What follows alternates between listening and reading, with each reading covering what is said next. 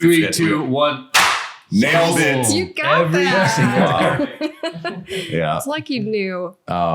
Yeah. I asked Chris, like, who's the dopest videographer, photographer you know? And like, your name didn't even come up. He's like, where's the love? That was totally different. On that note, welcome back to the Decent Humans podcast. Wow. That was a totally different route than I thought it was going to go. Really good episode today. I'm just messing with you. Oh my gosh. No, we met through another mutual friend. And then I just started looking at your work and I was like, and honestly, so beyond impressed, man. Like you're incredibly talented. So I was like, how do I get him shooting for Soul? I'm going to go on his podcast, bring some product, and then I'm just going to guilt trip him, and then we're going to do it. I'm going to time out and Chris, let everyone know who we've got here today. Oh, we started? Yeah. Oh. We clapped, bro. You know what? Here. No. We got a new host. Former professional boxer turned entrepreneur, avid surfer, great, decent human, my friend, Mike Lee. Thank you. Wow. What an introduction. Welcome. Thank you for having me. Yeah. Very excited to have you here today. Right. I used to fight people for a living, and now I sell weed, according to my father. I really want to know about that trajectory. I know. My parents are proud of me. Can we start from right there? That's an awesome pivot. Yeah, let's take it back before we jump into the entrepreneur side. Let's take it back really quick because Chris has kind of enlightened us a little bit more about your like professional boxing career. So I want to hear it from you though. Like what did that look like getting into that? Yeah, I mean, I started fighting at about 8 years old. I was brought to a gym in Chicago, born and raised in Chicago, and my dad is kind of, You from the Midwest? Where are you from? North Dakota. Okay. I've never been North Don't Dakota, go. but yeah, there's probably like 10 people. You're one of 10 people that live there. She made it out. Yeah, that's all that matters. But yeah, I mean, he brought me to a gym at 8 years old and I just started fighting at a young age. And I mean, before I was even 16, I was sparring pros.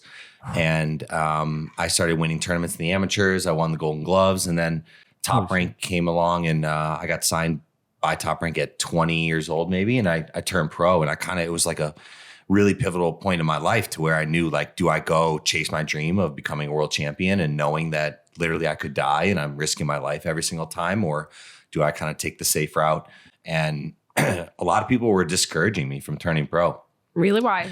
Because of the risk and all that? I think the risk. And even now, as I retired and I look back 22 fights later, like, 3 people died in 2019 fighting, like one on ESPN, one on DAZN, like 2 of them were undefeated. So it's a real thing in the sport. Like we go in there and you go to battle and you hope to come home that night. Even, just like that risk, but like the long-term effects of doing that day in and day out. Cool. My dad was a boxer. Oh, wow. And then Jenny boxes as well. You know what? Chris actually showed, he was like, Jenny actually is a good fighter. He sent me a video and you got hands. That's right. He sent me a video. I was like, damn, that's dope. I mean, that's awesome. It's like I respect it so much because it's like you take 1 or 2 weeks off and I feel like I start fresh every time because I like feel like I have to keep learning, which I really like. That's what I like about the sport is it's like I never can master it because there's always something.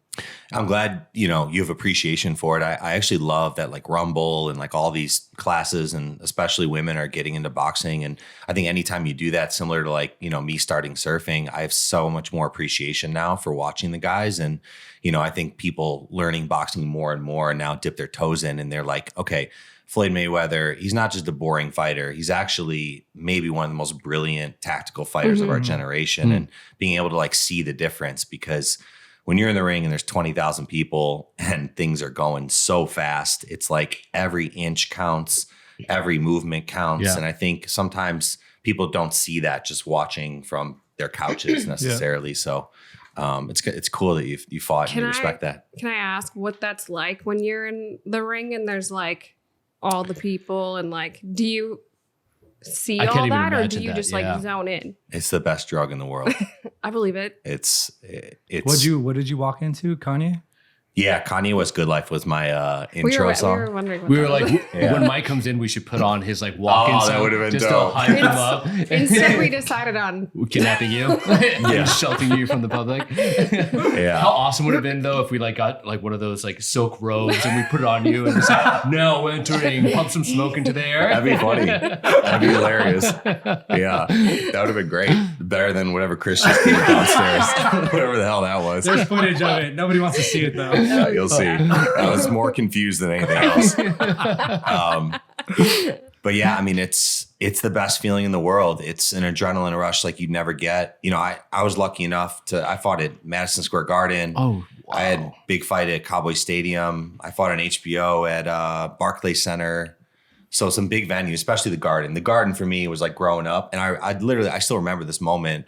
I was like 26 years old. I think I was maybe 10-0 at the time. I was on the undercard of a Miguel Cotto fight on HBO. And I'm walking through the tunnel of the Garden and like all my icons and idols had fought there, performed there, right? Like Ali, Michael Jordan. And when you're in the Garden walking through those tunnels to go in, there's like pictures of all the performers and people. Shoot.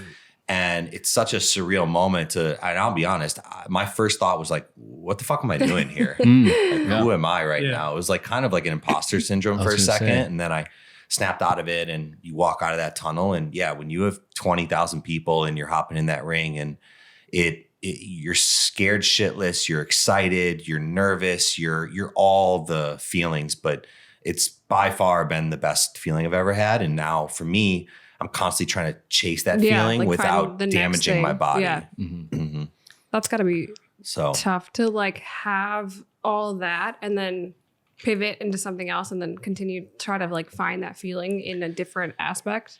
It's very tough. And to be honest, it comes a lot to your identity. And it's what I'm, I think, struggling with, also working with right now. And I have a lot of other buddies that were ex-athletes or anybody transitioning different careers, right? When you think of yourself and how you receive love and how you felt like I was good enough through a sport and then that's taken from you, not even because you wanted to, but because your body says it's enough. Yeah. It's really tough to transition. Same, yeah. When did you feel like that reality set in? Like was it by the end of your last fight? It was well before. I probably had 3 or 4 more fights past my prime, or not past my prime, but past like feeling that love. Like early in my career, I would do anything. I knew I had to sacrifice everything to become one of the best fighters in the world. And I would die in that treadmill. I would die in that ring to make it happen. And then after a while, once I got to like 16, 17 fights and I'm growing in my career, I think the pain made me really lose love for the sport. And so the last few fights, it was just like never one moment, but I just didn't have that same drive. And I knew, I was like, listen, I'm top 5 in the world now. I'm fighting monsters. I'm fighting killers. Yeah. What was your weight class? 168 is what I fought at. Yeah. That's a light heavyweight? 205. I'm probably 40 pounds heavier right now. But anytime you're competing against someone that wants it that much more, you're always in a misleveraged position. And I knew that it was going to hurt me physically and mentally. Only a matter of time until... Exactly. Is that why, you had 21-1, right? So like after the one loss, you're like, it's done, or? I knew win or lose. I fought Caleb Plant, and then the winner ended up fighting Canelo Alvarez. But we fought for the IBF world title. I knew win or lose, I was done. And I think, I'll actually tell you a wild story. So when I was coming out of the limo before the fight, you see the entrance of fighters, right? They usually have like their crew, or maybe they're in the suit, maybe they're wearing something. That's what we're trying to bring you back to. Yeah, exactly. Yeah. We just want to replicate that same feeling. For you. We don't have 20,000 people, but we can do something. Right. We'll redo it. We should just redo this whole thing. I'll just repeat myself. Yeah. See, now you get it. After the fact, you get it now. I get it now. It would have helped if you gave me like any heads up, like even like a text. No, it was too great. It was too great. But yeah, I remember I hopped out of the limo and we're walking into the MGM Grand in Vegas, and there's camera in your face and you're walking in the tunnel, and obviously you're smiling and pretending like everything's fine. But I had this wild thought that came over me for the first time in 22 fights. And that thought was, am I going back home tonight or am I going to the hospital tonight? Ooh. That was the first time I'll you never were about forget that? it. It was the first time ever I thought it ever in my life. And it jolted me like a visceral feeling of like, oh, fuck. And for some reason, it had nothing to do with the opponent. It had nothing. I wasn't scared of him. I wasn't scared of the moment. I'd had big fights, but my body and soul was just like, you need to feel this to know that you're done, because I don't ever want to feel this again. And I got to be honest, there was a part of me, I tried to get out of it, but a part of me knew at that moment, you're not going to win this fight. Which was a really scary realization to come to. That's a powerful moment. You know, before you're about to hop in the ring. Yeah, that's terrifying. Yeah. Honestly. Yeah. But you're in it. There's no going Yeah. back. There's no, Yeah. you can't just be like, hey, you know what? Can we hold off till tomorrow? No. Like, what do you guys think? Well, let me just get my mind right real quick. Yeah. And just you had to mentally block it out and go forward. Yeah, I had to mentally block it out. I do a bunch of stuff. I worked with sports psychologists early in my career, a lot on visualization. And I think that helped me a lot. So I would get to the dressing room and I just had this routine of like visualizing what I wanted to do in the game plan and kind of tricking my brain and blurring that line between perception and reality. And so I did a good job of getting myself in the moment, and I gave my all and went for it with that last fight. But it's tough to like shake that, I think. You know, for it happening for the first time. I mean, I'd done the same thing 22 times. So all of a sudden to feel that at such a big moment, I think was pretty jolting, but a blessing in disguise. For sure. Because if I didn't feel that, I'd still be fighting. You know, I'm at the point where I've won a few titles, just fought for that last IBF world title. You know, I would have kept going and I would have kept damaging my body and my head. And I want to play with my kids when I'm, you know, older and not have so much pain in my body. Yeah. So yeah. Wow. so much more life. Yeah. I mean, Sorry, she got deep. No. That's where you are. That's it. That's where That's you are. great. What were you going to say? No, all I was going to say is just, you know, so then you had that realization, you know, that moment, and then you are already out of it, no matter win or lose. You were saying, at that moment, were you already thinking like, okay, the next step for me is going entrepreneur? Were you thinking of another route? Did you want to stay in boxing? Like, what did that look like from you before you went the entrepreneur side? Yeah, that's a great question. I never really had a clear answer. You know, we started the company about a year before I retired and a year before that moment. The name of your company? Soul CBD is the name of the company. We're going to transition just to Soul, like Soul Wellness. Really going to become a wellness brand that doesn't just offer CBD, which I'm excited about. But so that thing was kind of up and running. It was always just kind of like a little side thing. I liked it, but obviously boxing was my priority. But I do think it was a blessing because it gave me something to step into, because that was my biggest concern after boxing was like, what's next? Yeah. How do I fill this void? Because I've seen way too many fighters, football players, hockey players, athletes that go through serious depression after retiring and painkillers and all that. And I was just really nervous to go down that route. Yeah. Well, no, it's like you were saying before, it's like, there's no other drug like it. And I'm sure that adrenaline, when you're in the ring and like getting that feeling, like it's hard to fill that on your next venture, whatever that might be. And I'm sure many other athletes deal with the same thing. And I still do. I mean, I've dealt with, and I talk about it openly now because I feel like I can be vulnerable. Yeah. When you're a fighter, like you're in all these press conferences and you're talking shit and you can't be like open and vulnerable. You have to have like that You have the persona. Like no one can see you weak because The Conor McGregor, you know, like the... Well, yeah, that's extreme. But yeah. No, you're right though. Yeah. You're spot on. And now since I retired, I've been open about, you know, dealing with depression during my career and dealing with head injuries and maybe mood swings and pain. And it's crazy since I've opened up how many other buddies who are athletes been like, damn, dude, I feel like I was just with a buddy who is a big time player, a football player yesterday. We were having lunch and he's now an entrepreneur and everything. But I started opening up about this and he was like, bro, I'm so happy you just said that. Like I've been feeling the exact same thing. That's awesome. And I was like, well, fuck yeah, I need to keep talking about it. I'm glad you do because I think especially in the sports world, like there's so many people who go through the same things that you go through and like what you went through when you tore your ACL and all that stuff. And like, no one talks about it because you have to like have this, well, at least for men, I mean, on your side, like you have to have this like exterior that people look to, and it's really difficult to break through to that, to be vulnerable. And I think people need to see that. Yeah, no, I 100% agree because like I would say, yeah, athletes 100% feel that. But even for me, like I wasn't a college athlete or anything like that. But you taped ankles in high school. I taped. I was going to be an athletic trainer. Like, different. I don't know why that's funny. But you were like very into fitness. Yeah, very into fitness. But not it was, that you're not anymore, but for me, it was more like the transition from what I thought I was going to be doing for my entire life versus what I was meant to be doing Same my mentality, entire life. Yeah. And it was, thing. I had a transition from that mindset of like, I just went through all this schooling, paid all this money, and this is what my life was supposed to be. And then I realized, wow, that's not what I'm going to be utilizing moving forward. And so it felt like a waste. It felt like this depression moment, especially like I got laid off and all that stuff. And like, man, that's what a awful feeling. But then it's up to you to really turn that around and make it into something positive.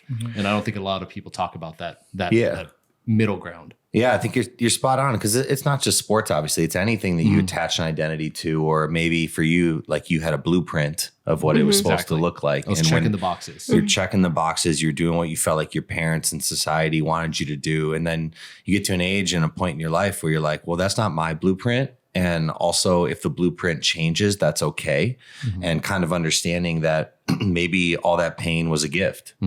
Right. And I think I constantly try to go back to that because how else can you look at pain other than a gift? Otherwise, it's just pure suffering for suffering. And so I found that's a really good way to look at it. Let's get a tattoo. Me too. Yeah. Get that. Team tattoos right there. I do. I really do believe pain is a gift. And I think that all of us here have a moment of pain that you can now retrospectively look back and be like, damn, that was the best fucking thing that ever happened to me. Obviously in the moment, it's terrible. It sucks, yeah. Right. So I'm just constantly trying to like reiterate that even to myself. But I think it's really important for everybody to know, like, it's kind of up to you, well, at least in my view, it's up to you to make it into something positive. Right. No one's going to do that for you. You have to figure out how to like reach inside yourself and like dig yourself out of that moment. Yep. Because it's very easy to sit in it, right? Like that negativity sets in, you sit in it, and then all of a sudden like, woe is me sets in, and then no one's going to come and save you. Yeah. Right. No one's going to pull you out just because like, oh, I feel bad for you. It's up for you to get up and say, all right, fuck that. I'm going to go do something about it. So speaking of pain, when did your autoimmune disease set in? Yeah. So that was a big part of my career was I was about 12-0 undefeated, just on top of the world. We had a big like Subway deal. I was doing like Super Bowl commercials. We need to put that Subway commercial. Yeah. Exactly. $5 foot long. Yeah, exactly. Dude, you wouldn't believe the corny shit they made me say. When you're training to be the best, you got to eat the best. It's so funny because we had like a few years. Subway signed me really early after I had an ESPN fight, and I'll backtrack a little bit.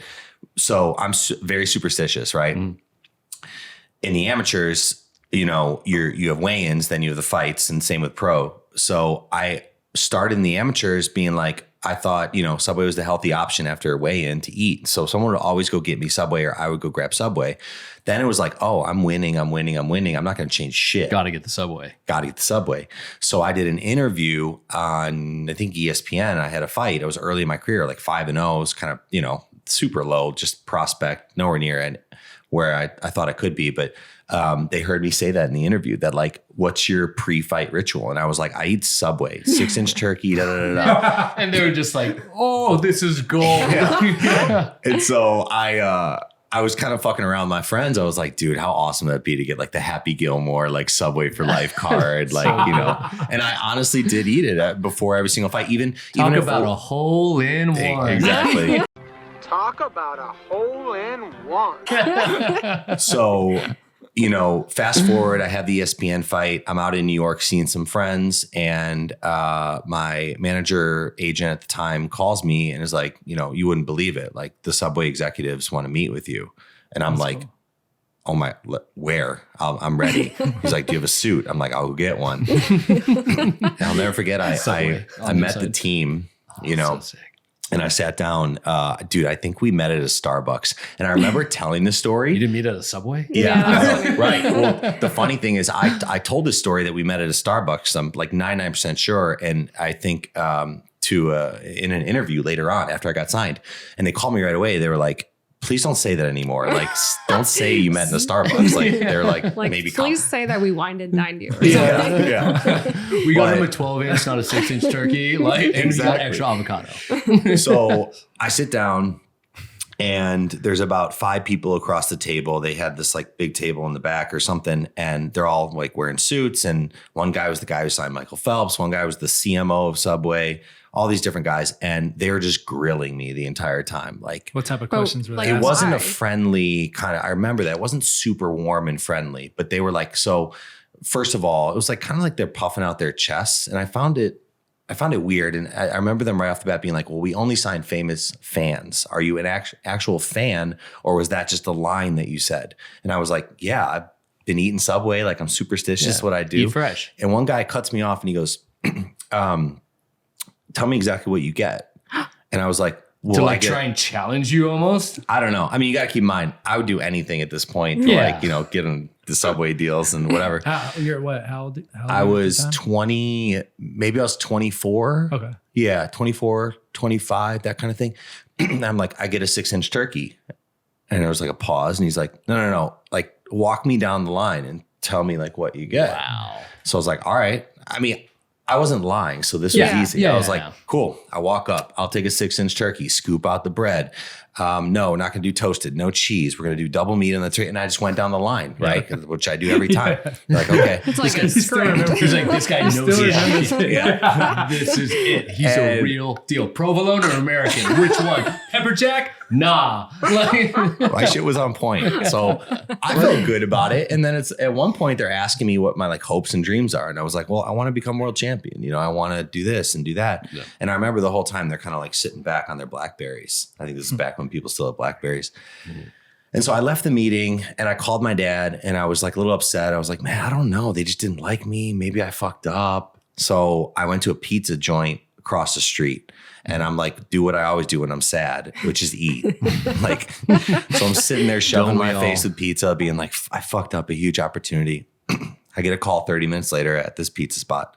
It's my dad. He's like, Mike, I don't know what the fuck you did in there, but they love you. They're putting you on a plane tomorrow, and you're going to Paramount Studios. Was your dad like your manager at the time? He was kind of he was my manager, kind of, but I had a manager and agent. He was kind of like the one that oversaw everybody and made sure he just had my back. So they must have called my agent, then called my dad. They put you on a plane. Like, they stick me on a plane. He's like, you're hopping on a plane tomorrow. You're going to Paramount Studios. I don't know what the fuck he said to them. They loved you. Because you were saying like you would have done anything, but now it's like plain Paramount. I wouldn't have eaten all that pizza. Yeah, I don't know. Has anybody ever done that at the time? Like, this is the first time somebody's like, okay, here, interview here. We're gonna put you on a plane. We're gonna go to LA. I really don't know. I was untested at that point. So like the other athletes that they had were, so when I showed up on shoot that day, I think it was Blake Griffin, Nastia Lukin. Yeah. That day. And then I shot with, Justin Tuck. I shot with, I think, Russell Westbrook maybe. So they had no big deal. The Michael Phelps. Well, you got to understand, like, I'm a 5-0. I just started fighting on TV, like a nobody. And all of a sudden I'm like, what am I doing here? And they're like, well, we think you're going to, if you keep winning and we like you, we'll test you on camera. So I was just willing to do anything. And so they flew me out. And then I just started testing really well for them and like crushing it on the commercials. Mm-hmm. And so 2 years later, I ended up doing like 16 commercials, 2 Super Bowl commercials with them. And it was like the biggest thing for my career. And, we're going to play that. Right? Oh, yeah. Subway steak melts are a real hit. Built fresh, just the way I like. Tackle the fresh toasted protein-packed powerhouse steak and cheese. Do you remember like a line from it? Like, well, yeah, dude, they used to make me say the corniest shit. And I remember once I was there and one of the producers, we were at a shoot, and he was like, he wanted me to say something. There came out some jalapeno sandwich, and they were like, "Oh, that's a 1-2 punch," or they were making me say some like Happy Gilmore shit. And I remember being on set and being like, "Dude, my friends are gonna give me so much shit. Can we please not say that?" And he was like, "Say the line." And I was like, All right. And so I just did it like not enthusiastically, so they like wouldn't air it, and they didn't air it. Now that's a 1-2 punch. But I had to say a bunch of corny shit for sure. Some made it, some didn't. That's so funny. Yeah, it was a good run. I like how that's the first thought in your brain. It's just like, not like I'm on Subway, like I'm being sponsored. I'm on his TV commercial. It's going to be seen by thousands, tens of thousands of people. It's like, my friends are going to make so much fun of me for saying this one word. That's all I cared about. I was like, my boys are going to come. But we did a shoot in New York, and I think it was with Justin Taku. I went to Notre Dame, and he went to Notre Dame. So we kind of had mutual friends, and he's an awesome dude. So it was with Justin, and then I'm pretty sure Russell Westbrook was there too. And the head of athletes for Subway came in. I think we were in like the makeup chair, dressing room, whatever. And he hands me this card. And I'm like, what's this? It's in a little box. And I open it up, and it's a black Subway card. Oh. Like heavy, like you drop it like a black card. So you got the lifetime and it's got card. my name on it. And I'm like, get the fuck out of here. You're like, Is that I've what I just think it made is? it. Is it? It was unlimited Subway, free Subway. For like And- life? Well, they said for life, and then I'll get to the I'll get to that story. That's always because like I obviously shoot like a bunch of food and stuff like that. That's like the dream. Unlimited. Is that a brand will come to me and be like, hey, we're gonna have you shoot Panda Express, but instead of paying you, free orange chicken for life. Right. Can I Like, just say Panda Express though, of all of them? have you had their orange chicken? No. Panda Express's orange chicken We'll is talk so about that. good. We'll talk about that later. It is. So what happened with The black card. Well, first of all, I used the shit out of it. And I remember, so at the time. Did you go on dates with it? Or did you take girls on So dates like- with it? For sure. Hell yeah. I definitely use that to my advantage That in is so many much different better than ways. some kind of like 5-star meal that you're gonna take. Right. Some like, hey babe, come Subway. on in. Black Subway card. black card. She's like, get yourself an extra cookie, like on me, baby. Yeah. No, I was like not stunned at all. It was, but I thought it was cool. My friends thought it was cool. Like I remember, after a fight, we had a trip out in Asia, and I'm in Hong Kong with buddies using the Subway card. They literally have no idea what it is. I'm like, just use it, it'll work. But I remember it was I think it was Justin, and then maybe they handed it to Russell. I was the most excited. Like I was super geeked out by this. Yeah. And I think like they were like, yeah, okay, cool, whatever. You know, for them, it was like different, you know? Yeah. And so I had to like tone down my excitement. And then I remember stepping outside and like calling my boys up and be like, you'll never believe what I got. Like, let's go. Sandwiches on me. Call my mom, like, we made it. No more 6 inches. What was the Yeah, first we're going that purchase you full-on made? life. Did you immediately go purchase something?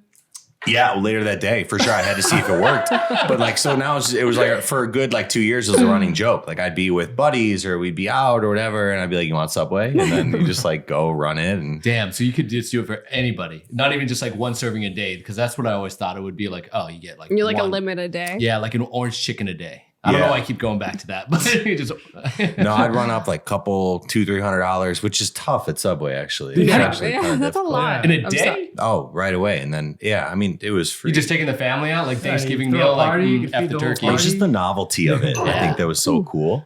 That's tight. But also, like you're like a big dude. You probably eat a lot. That's not. That Yeah. much. Not $200 to $300 worth of Subway. know.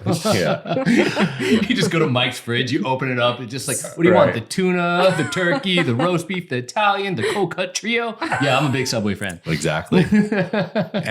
But soon enough, and I mean, that whole gravy train ended because, no pun intended, there were a bunch of things that Subway just started fucking up. Like the 12-inch subs weren't 12 inches. I don't know if you heard that. Like No, there I was actually a didn't huge know that. lawsuit that a bunch of stores had 11-inch subs. Jared, I don't know if you remember that. Oh, Dude. yeah, I know all about Jared. Yeah, that guy turned out to be a super creep. Yeah. Did you meet him? Yeah, I actually, dude. Was Did he you like him? What was he like? He was like, so we had to go to Indianapolis and do this like kind of promos, the Super Bowl, right? Yeah. So some of the Subway athletes, and then they had Jared there in Indianapolis. He's like a fucking rock star. Well, yeah. Like this dude's walking in like New Balances and like a dad hat. And people are like, Jared. Meanwhile, like no one out there, like Blake Griffin, whatever. I'm like, who is this dude? So, because he's from Indy. Yeah. And I didn't spend a substantial amount of time with him, but I was around him at a few events and he was nice, like normal, you had no idea. So you and then when it came out, I was like, oh, fuck. Yeah. And there was sort of a series of events, including that. And then they completely cleaned house, the board of directors. So they fired everybody. They were like, let's discontinue the athlete campaign. Let's just like regroup, kind of a thing. And so they just like discontinued it. And then one day, I'll never forget, I went in to use my card and it just didn't work. They didn't even no like notification. No like, notification. Hey, well, everybody that signed me was gone. The CMO, all these top dogs were gone. The board fired them or let them go or whatever. So no one notified me. Wow. Do you still have the card though? Just for yeah, you do. Do you have it on you? I have it. No, I don't like carry it on me. That would be awesome. Though. Oh yeah, yeah. It was like a checklist. Yeah. So on that note, where was the transition from boxing to Soul? Yeah. So what did that look like? We were. Yeah, I don't know how we got into Subway. I started getting really sick late 2013. I was 12-0 undefeated, and that's how the Subway came up. I felt like I was immortal, and all of a sudden my body started shutting down. I was getting really, really sick. Really bad inflammation, headaches, chronic fatigue, joint flare-ups. And it turns out I was in and out of the ring, in and out of hospitals for almost 2 years, and I was out of the ring. For 2013 to almost 2015, and found out I was diagnosed with autoimmune disease. And so anybody who has autoimmune issues kind of understands that comes with a whole bevy of issues and a whole list of issues. So I've been battling, autoimmune diseases and issues now, and I barely got through the end of my career. So I had about 8 more fights after my autoimmune disease. I mean, to the point where doctors told me I shouldn't fight anymore. I was on 8 medications at one point. And that's how Soul and discovering CBD and really like changing my mindset and everything happened, because I was in so much pain. I mean, at one point I was in a hospital for 12 days straight. Like shit got really bad.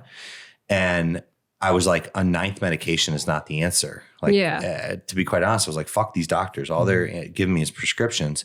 So I started diving into like nutrition, mindset, like any alternative. And I started getting hope, and CBD started really helping me get off of anti-anxiety medications, off my painkillers, helping with inflammation. And then I started discovering, everything from, increasing turmeric to ginger to your mindset and how important stress and fight or flight has on autoimmunity. Yeah. And me being a fighter, I was constantly in fight or flight. So that was kind of the birth of the company and the birth of my renewed passion, that now my new vision for the rest of my life is helping people get out of pain, whatever that looks like. Maybe it's company, maybe it's speaking, but going through this much pain that I've gone through physically and mentally, I now am extremely empathetic. And so getting sick, we talk about pain as a gift, like getting sick really changed me fundamentally as a human being. And it was the reason why I ended up retiring and the reason why I started the company. And then this is a company you started with your sister, right? Yeah, I started with my sister. So and we ended up hiring my mom. It's a whole family affair. We've got a bunch of employees and we're 4 years in now.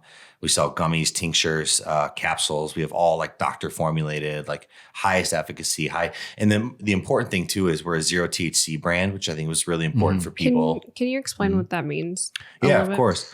So THC is what most people know when they're smoking. It's the psychoactive compound found in marijuana or hemp. We source all of our product from hemp. So hemp is very high in CBD, low in THC. Okay. CBD, cannabidiol, is non-psychoactive. So will not get you high, will not mess with your mind, but has a bunch of amazing physical and mental properties. So we're now discovering a bunch of compounds and cannabinoids within the plant that are helping. So for instance, the sleep gummies I brought have CBN in them. Cannabinol. Cannabinol is a different compound that reacts with your endocannabinoid system that helps with sleep. So it's really incredible. We found these like low risk, high reward. You talk about marijuana and hemp, for instance, has no toxicity.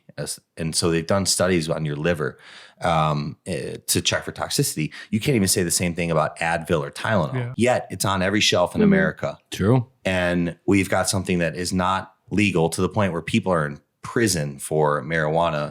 I know there's a dark side to marijuana, but my point in saying that is CBD, especially since it's non-psychoactive, is an incredible low risk, high reward for people. And it kind of was gateway drug, I guess, pun intended, to me, like learning all about this world and how many like all natural solutions to pain, anxiety, sleep we have. And I started diving into, mushrooms and psilocybin and different plant medicine journeys that I've done, like, whether it's ayahuasca or all these different experiences. Have you done ayahuasca? So at this point, I've done sassafras, psilocybin, which is mushrooms, and ayahuasca. And they've been some of the most like profound moments of my life, without a doubt, in terms of healing, both physically and mentally. So, but do you have a guide when you're doing those? Because I know like not psilocybin, for ayahuasca, usually you have like some kind of like spiritual guide. Ayahuasca is pretty like intense. Are the other two just as intense, or? Without a doubt. So for instance, I just got back from Jamaica. I worked with a clinic, an organization called Wake. And it's really cool. And they source and grow their own psilocybin mushrooms. And they do these big journeys a lot for like athletes and veterans. And it was part of a clinical trial, which was really dope. So we were out in Jamaica in the middle of the jungle, and we did 2 different completely guided with a shaman. Doctors were there. They took our blood before and after. We actually wore a biometric vest that monitored our heart rate, monitored our blood pressure, everything while we were on the journey. You don't know you have it on. You're in another world. But and they had psychiatrists there, and ESPN was actually there to film it. So it's really cool. It's going to be coming out on E60. It's the first time in ESPN's history that they filmed something like that.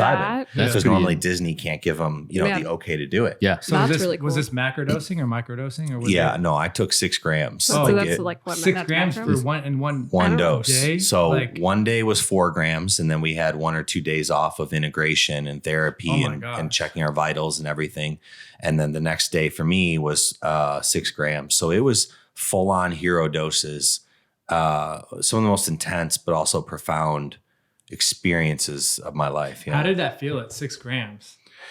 Let me preface this because I take about 0.25 to 0.5 a day. So on a microdose, but like 6 grams is like on another level. Yeah.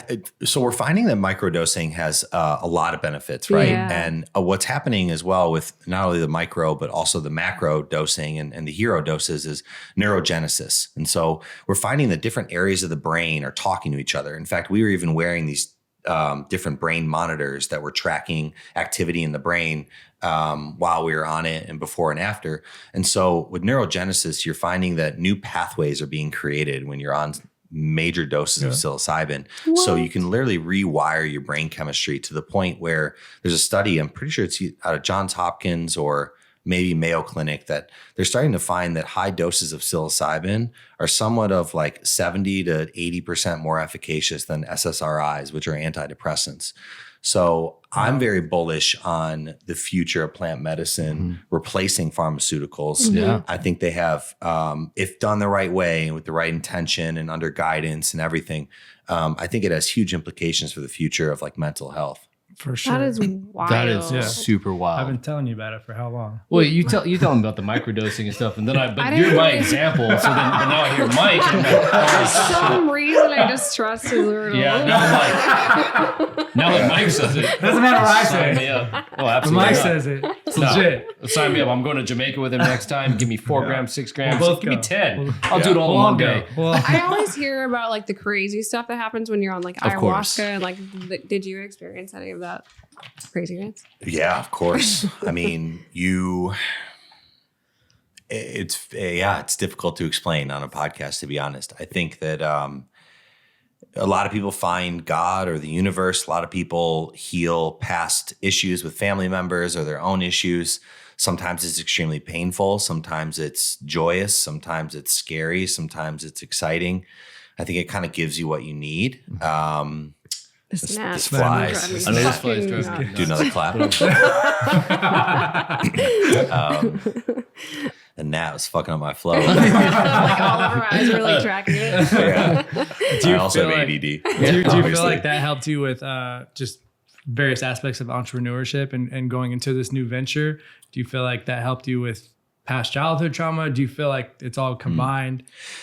Yeah, I think it's all combined. I think that when I think about why I became a professional athlete, I really come down to I was searching for love. I think that at a young age, I was conditioned that if you accomplish something, you get love. Because you get praise every time you do well, right? Well, exactly, right? And you want to feel like, am I enough and do people love me? And I found that when I won, I got those feelings. The problem is that's a dangerous road because now you have to constantly keep achieving things and doing things rather than just being to receive love. So I think it helped me grasp with that. When I did my first journey, it was in February of 2019. And I had just signed a contract to fight for the world title. And I was struggling with, should I retire? Should I not retire? And the first journey I did, I remember was so profound that at integration, I was like crying and I was like, I'm done. Like, I'm done with this sport. It's caused me too much pain.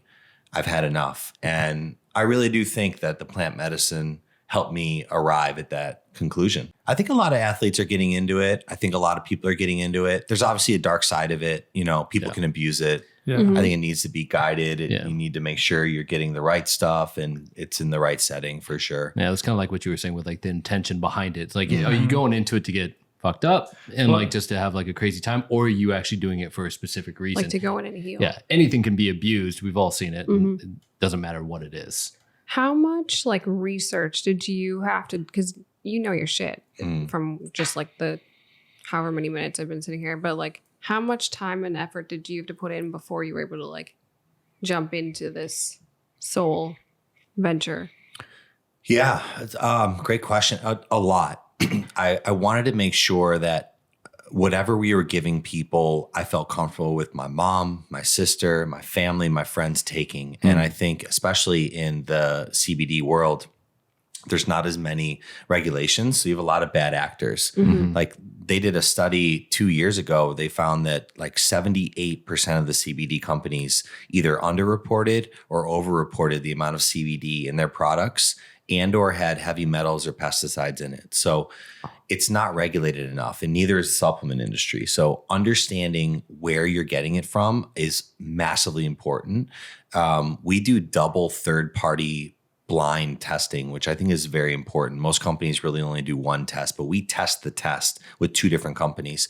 And for me, selfishly, I was an athlete at the time, and everything I was putting in my body was my asset. And if I popped, for THC on a drug test, you're like, what the fuck? Yeah. So selfishly, and also I knew that if I was going to get behind a brand, that it wasn't going to be like Subway, right? It wasn't going to be like, for real. It wasn't going to be like, let me just like take the check and move on, and whatever they're putting in their bread is fine. It wasn't going to be like that. So styrofoam. It took a lot. It's only 11 inches. So that's what she said. But that was crazy. That was a fucking layup. That was a layup. No, she never said that. That's all I was going to say. I'd be happy. Like, she said that? Yeah. Wow. Take one off that. But yeah, I did a bunch of research. I was visiting farms. Actually, the timing was incredibly serendipitous because I had just broken my rib in a fight. I had a big fight. I fought for the USBA title back in Chicago on CBS. Broke my rib in the second round, had to go fucking 8 more rounds with a broken rib. And so I don't know if anybody, when you break a rib, you can't do anything. Like, it's not like I could still train. It was the worst pain of my life. I was in the hospital till 4 a.m., but it ended up being a blessing because then I started the company. I had like 6-7 months off to where I was like, we're not scheduling a fight. I'm not training. What the fuck am I going to do with my time? I was commentating at the time, but I didn't really love it. And so we started visiting farms. And I was like, maybe Soul, maybe this is like God's way of putting me in the direction of starting this company. But really, I had nothing else to do at the time. Yeah, but at the same time, it's like going back to that, making the most out of the moment, right? It's like, it could be positive or negative. It just really depends on how you look at it. Yeah, and for it's sure. Up to you to change it. I was going to say the Chicago fight is when I flew from there to Bonnaroo and we met up. Oh, so the Chicago fight is on the vlog. Yeah. At the beginning. That was your fight? Yeah, that was his fight. Oh, and then I flew to meet up with Evan after that. Sorry, I can't use this mic. I'll just keep it down here. This is an ongoing thing with him. He's just like, we'll just keep figuring out that just like, if I stand back here, like the mic will not pick me up. And it's just like, oh, wow, you can hear me now. It's gonna go right here. You got to make love to this thing, man. You got to get all up in it. Right it's on my knee. Talk to it. There you go. He's still gonna talk away from it. Yeah. We'll keep it. Why don't you get a lav mic? I think we're going to have to. For him only. Me specifically. I have one. I do have one. We can have a lav and a boom just like on top of his head, just all the different angles. You should hire someone to have a boom that just follows no you matter where he goes. Just like, geez, man. Oh my. So, I mean, this has been super interesting. But so, like, what's next for you? Fuck, I don't know. You tell me. No, I mean. All right, let me tell you. So you're gonna go get this Subway card I think it looks something like this. and then you're gonna go, and we're gonna all go get Subway. That's what's next. Yeah, I'm growing the company. We're 4 years in. We got 17 employees now. It's running, and we're helping so many people, thousands and thousands of people. That shit lights me up. Testimonials that come in, it really does. So we're impacting people in a big way. And then my sister and co-founder and I are actually starting a podcast. Yeah, Nice. We're super stoked on it. We're thinking. Is that breaking news? Breaking news. You heard it here first. Heard it here first. Yeah. It's going to be a lot of health and wellness. It's also going to be a lot of different, athletes and entrepreneurs. And I love stories of hope. Mm-hmm. I really love stories that instill hope, rather. The stories of people that maybe came from nothing and made something or made shifts and changed their blueprint. I'm addicted to those stories because I think all of us can see ourselves in those people, right? Yeah. So when I listen to like How I Built This, or even Joe Rogan podcast, or, these stories of people that tell their story and their struggles, I really love it. But definitely like health and wellness being attached to it. So it, funnels into soul. But we're thinking about calling it the best medicine. I like that. That's cool. Yeah. And because we're thinking, for Angie, laughter is the best medicine. And I actually kind of agree. So we kind of want to ask everybody like what, and shit, I might as well ask you guys right here. I'm going to take over this spot. Like, besides Casa Azul. Yeah. There's no wrong answers, man. I think everybody, what's the best medicine is kind of the question for people to think of. What's the best thing, I guess, for me? Yeah. Can I answer that? Curious to you guys. Dude, I mean, we obviously bonded over surfing, but I honestly think that being in the water and surfing and finding a new challenge every single day is extremely important and vital in everybody's daily regimen. It's awesome. Great answer. My turn. Okay. Well, I when I'm in a rut, I run it out. That's how I work through things creatively. I can literally figure out problems while I'm running. And then boxing for me has always been a home, because I'm from North Dakota. Didn't have a lot of friends when I started boxing, and I'm still training with the same coach I met 7 years ago. So they have been my new family, and the people in the gym are family. So that is kind of how I keep it going. Is every time I'm in the gym, I just feel like I'm home a little bit. Mm-hmm. Yeah, I like that. You get the community, plus you're moving around. Yeah. That's cool. Mine is similar to Jenny's, where it's the community aspect of it. It's I've definitely dealt with my ups and downs, and I still deal with it on a daily basis. My wife can attest. She's watching this right now, and she's just like, "You want to talk about mental health?" Evan. But what I find the best just medicine for myself, and it's just more of am I doing the right thing? That's what I always go back to. Am I doing the right thing? Is this what it's almost that imposter syndrome that you were talking about. Yeah. I love that, because I think so many people deal with it, and I deal with it on a daily basis. Do I deserve this? Am I doing the right thing? Do I deserve these opportunities that are coming to me? But then it's when I'm putting on a production, when I'm putting on something and I see other people all working together in that moment, that's one of the most satisfying, just okay, I'm doing something right. Because it's not only just about myself at that moment, it's about everybody coming together to be able to move forward. And it's something that I realized very early on in my life. Even when back in college, and I would put on events and things like that, I would take a step back and just be look at all these people having fun. They're doing something together. And I was able to do this. And it's the same thing with every production I go into. I'm just look at it, take a step back and be look at all these people I was able to bring together for this production, and we're able to create something together. And that's so important. You're building something bigger than yourself. Yeah, exactly. And to me, it's such a gratifying medicine in that sense of all right, keep doing what you're doing. You're doing something right.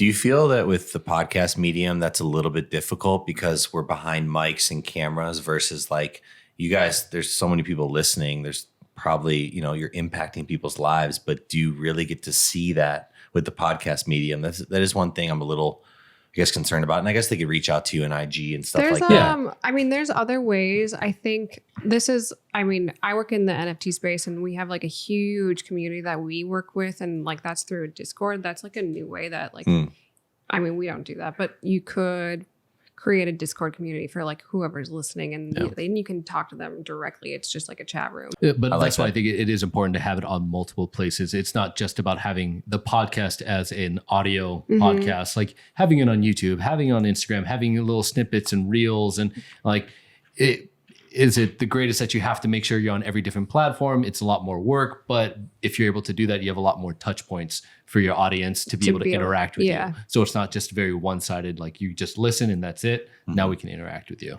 And ultimately, I feel like giving away your knowledge and experience like is the most fulfilling thing because there's no gatekeepers, right? And so gatekeeping is a horrible thing you could do. And being able to just give that away, I think is purpose in itself. I mean, it's similar to entrepreneurship, right? The barriers to entry have really, really dropped and it's an exciting time. It makes everybody play at their highest level, right? I mean, you've got a kid in India right now that if he wants to start a CBD company and create better branding and all that, like he can do it with an internet connection. Yeah.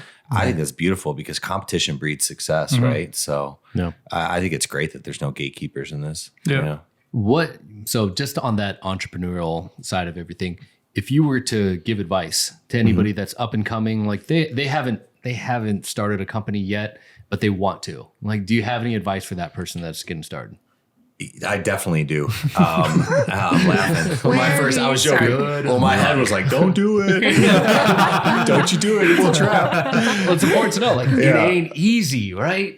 Yeah, hell no, it's not easy. And I think in boxing, it's such a cliche, but like get knocked down and get back up. But like, fuck, I mean, I did a lot of that literally, and now I'm doing it figuratively with entrepreneurship. It's like every single day, it's like putting out fires, I think, managing your own mental health, It's funny, I just had a call with my CFO and we're honestly really doing well and I'm grateful, but like he sometimes has to be like, Mike, you're doing a good job. Yeah. I'm so fucking hard on myself. And so it's funny, I literally just had that call earlier today, but a couple pieces of advice. One, passion. You've got to be passionate about it. If there's not a gut feeling with it, do not do it. You got to have that passion and gut feeling because, that's how you become the best version of yourself or in the world or whatever you're trying to achieve. But if you don't have the passion and you're not willing to outwork the next person, you're never going to win, right? Not that this is all win or lose, but I think you get what I'm getting at there. And then the second thing is empathy.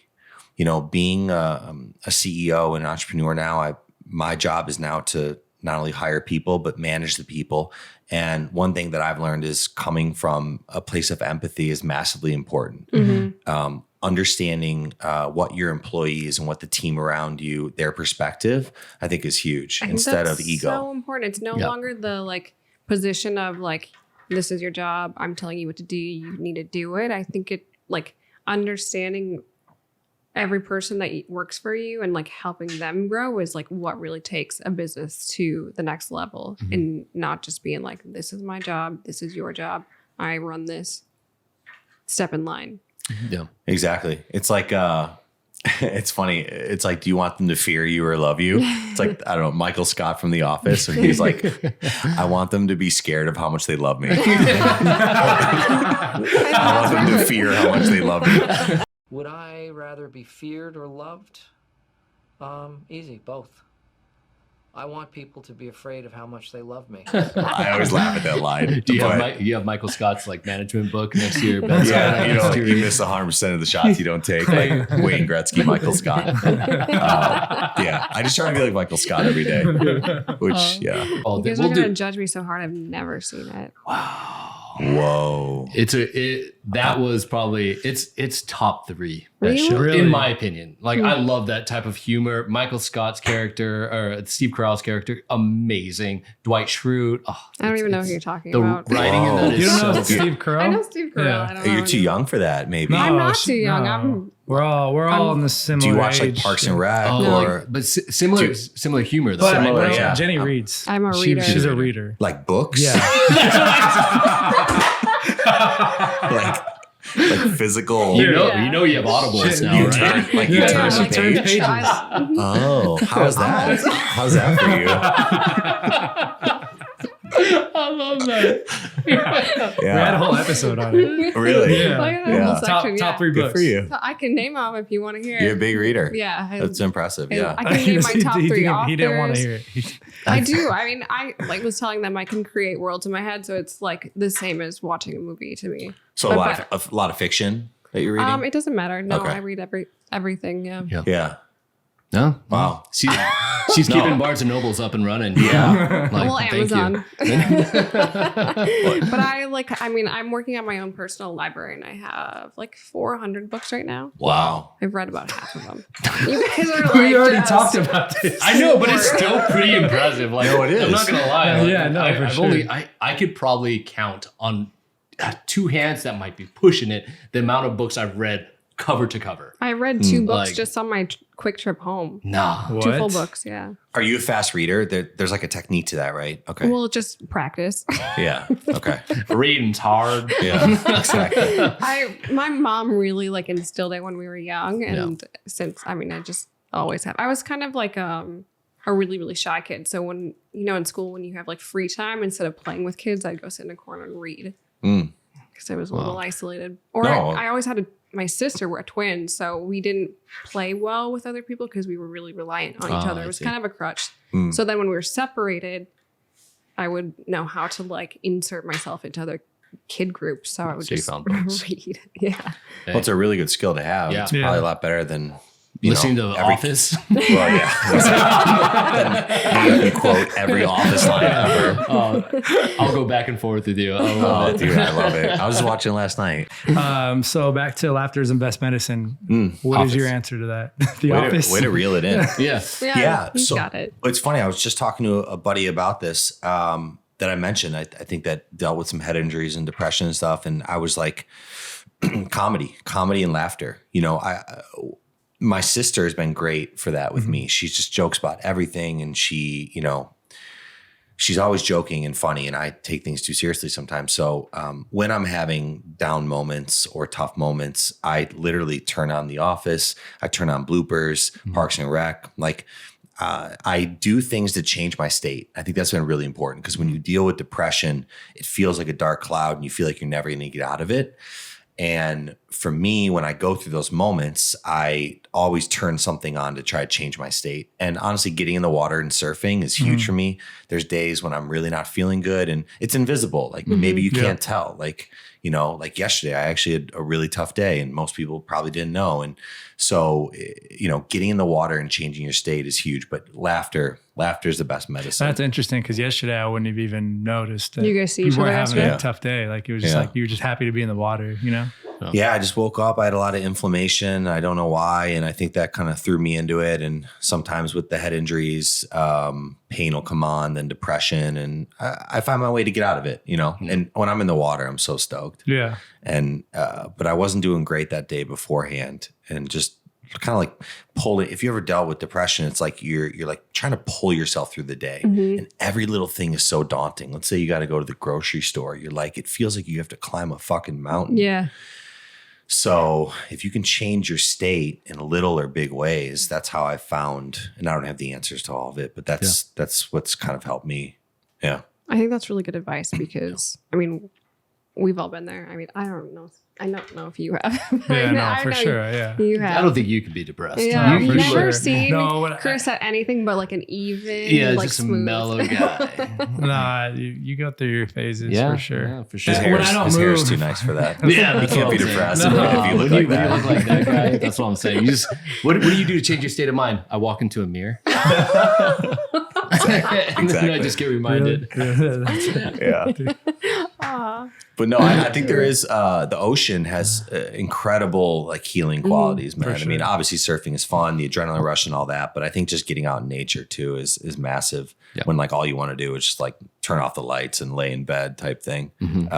Changing your state. Change your state. I love that. I love that. Changing your state. I think that's just like such a, because I feel like changing your state in that statement in itself is like kind of like the overarching theme of this entire, what we just talked about, changing your state from going from boxing to an entrepreneur, changing your state of mind, changing your state of how you're feeling in the day, just changing your state, being able to be open, to be able to move, to be able to adapt to what's happening to you in the moment or in life.